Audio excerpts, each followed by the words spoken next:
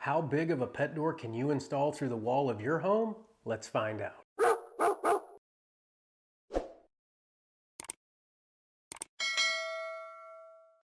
Hey folks, it's Adam with Outdoor Pet Solutions. If you're not aware, I install professionally underground dog containment systems as well as pet doors. And in this video, I'm going to explain the limitations that you might run into if you're planning on installing a pet door yourself through the wall of your home. A few months back, I put together a video revealing the very pet door that I have in my personal home for my dog Savannah, and discuss the various reasons of why I prefer that pet door, and it's the only pet door that I'll install for my customers here in the Middle Tennessee area.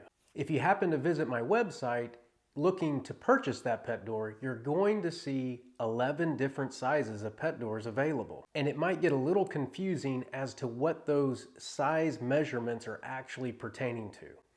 By scrolling through the pet doors, the listed size for each pet door is the actual passage opening that your dog will be passing through.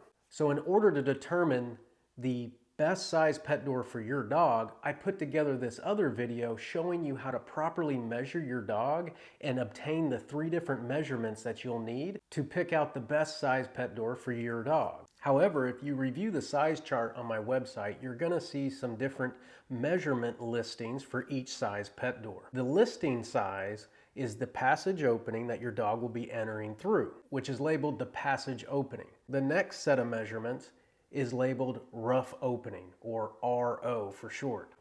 Rough opening is the actual size of the hole that you plan on cutting, whether it's through a door or through a wall, that the frame will be mounting through. And then finally, there's a measurement listing titled tip to tip.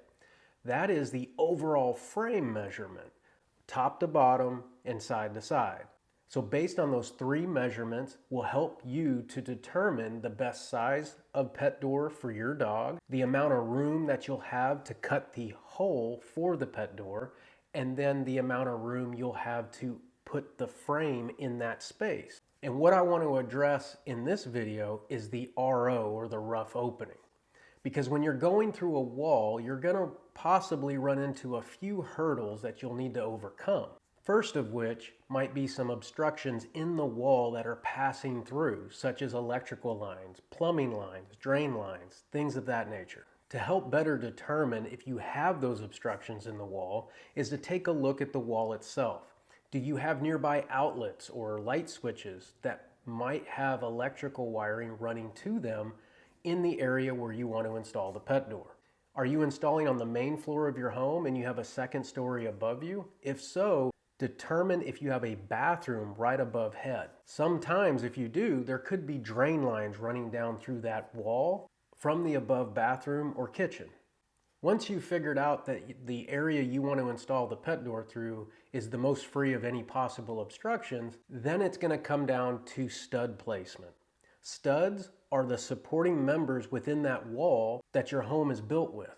Most common codes across the country will require a stud placement of 16 inches on center. This gets a little confusing to some because when they hear 16 inches on center, they assume they have 16 inches between the studs to work with. And this just isn't the case. The centering of the stud is what is every 16 inches. So the dead center of that stud is going to be 16 inches from the next dead center of the stud. The space that you actually have to work with in between these studs is roughly 14.5 inches wide. When looking at the list of pet doors on the website and it lists a 14-inch wide passage opening, that is actually, again, the passage opening for your dog to use. It doesn't account for the framing and the tunnel that you're going to install through the wall.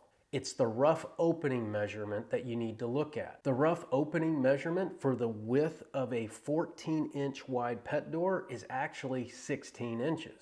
Again, a lot of folks will assume, oh, my studs are 16-inch on center, then I can install a 16-inch wide pet door. But as I explained before, you're not going to have that amount of room in between 16-inch on center studs. So you'll have to go down a width on the pet door list. The next step down from 14 inches is 11 inches wide. The 11-inch pet door is the widest door that you're going to be able to install in between studs that are placed on 16-inch centers. because that rough opening that's required for the 11-inch wide pet door is 13 inches. So if you're not sure what size width of pet door that's best for your dog or what they can actually get through, you're going to want to follow that video that I put out on how to properly measure your dog for a pet door. I've got some great tips and tricks in there because it can be a little challenging to try to measure them with a measuring tape as they're wiggling around and moving around on you. Just remember that 11 inches is the widest you'll be able to go on that list of sizes to go between studs. But what if you're installing through a wall and your dog is wider than 11 inches and you need that 14-inch wide pet door?